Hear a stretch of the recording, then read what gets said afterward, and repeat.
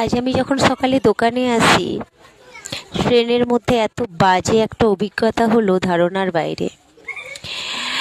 আমি যে লেডিসে উঠেছিলাম, ওখানে এই ভদ্রমহিলা কিছু সাহায্যের জন্য ট্রেনে উঠেছিলেন, আর তার সাথে দুটো দিদি উঠেছিলেন, যেই দিদিগুলো হাততালি বাজিয়ে টাকা চায়।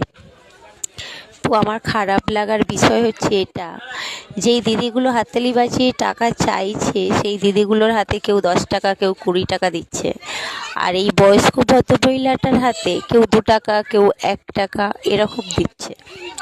আবার বড় মুখ করে বলছে, দিদি 10 টাকা দিলাম, একটু আশীর্বাদ দিয়ে যাও। মানে ওরা যে কাউকে 10 টাকা সাহায্য করছে তার জন্য আশীর্বাদ চেয়ে নিচ্ছে। আর এই বয়স্ক ভদ্র মহিলাটা, এনার হয়তো মানে ওনাদের মতে এনার হয়তো আশীর্বাদ করার ক্ষমতা নেই, তাই এনাকে 2 টাকা 1 টাকা দিচ্ছে। মানে মানুষ ঠিক কতটা স্বার্থপর, মানুষকে সাহায্য করে তার বিনিময়েও কিছু চেয়ে নেয়, তাই না? সত্যি ভীষণ বাজে একটা অভিজ্ঞতা হয়েছে আজকে আমার, ভীষণ বাজে। যদিও বলাটা উচিত নয়, তো না বললেও মানুষ জানতে পারবে না। আমি এই ধরনের মানুষগুলো, আমি হয়তো 10 জনের মধ্যে 5 জনকে দিই কিংবা 2 জনকে দিই, কিন্তু আমি যেটা দিই তার জন্য একবার দুপুরের খাবারটা হয়ে যায়।